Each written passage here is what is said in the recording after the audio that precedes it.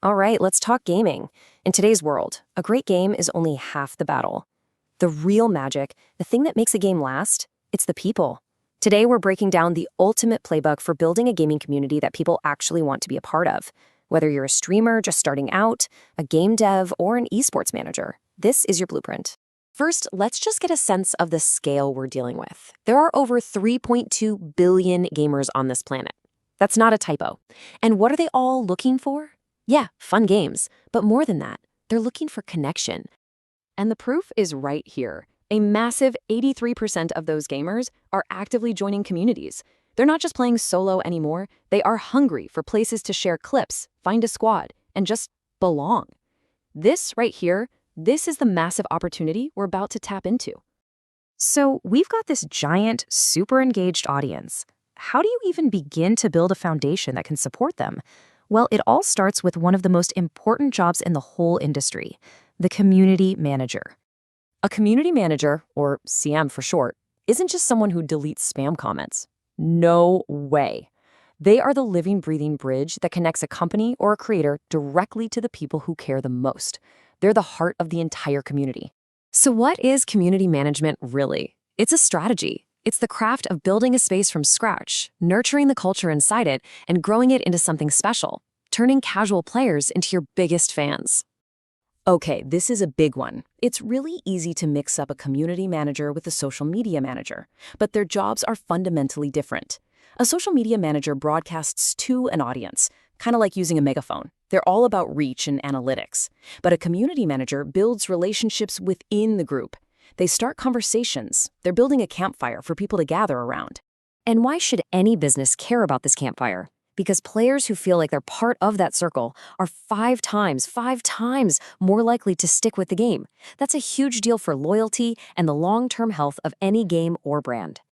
All right, we've nailed down the why, so let's get our hands dirty with the how. First things first, you've got to build the house, the digital home for your community. And in gaming, 9 times out of 10, that home is going to be Discord. A great community needs a clean, simple structure. You don't want people getting lost. A solid blueprint is all you need. Clear info channels, a couple of spots for general chat, and of course, memes, dedicated channels for finding groups, and a place for help and feedback. That first impression for a new member is everything. Now, as you're setting this up, a few crucial tips. Do have a way to verify real people to keep out the bots. But please, please, please don't go crazy. The biggest mistake people make is creating 50 channels and a super complicated role system. Start small, under 20 channels, and only add more when people are actually asking for it. While Discord is your home base, it's not where new people will find you. Think of it like this. Discord is the hub, and other platforms are the spokes on the wheel. You use Twitter for quick news, TikTok to hopefully go viral, and YouTube for deeper dives. But the goal of all of them is to point people back to your main community hub on Discord. Okay, so you've built a space. Now it's time to throw a party. A perfect server is pointless if it's dead silent. We've got to bring it to life, spark some conversations, and give people a reason to come back day after day. And here's the golden rule for that, the 80-20 rule. 80% of everything you post should be about giving value to the community, making them laugh, helping them learn something. Only 20% should be about you or what you're selling. If you get that backwards, your community just feels like a walking ad and people will bounce. Need some ideas to get started? Here's a few you can use today. Ask a controversial question to start a fun debate. Celebrate your members by showing off their awesome fan art. And create some simple daily traditions like Meme Monday. It builds a rhythm and gives people something to look forward to.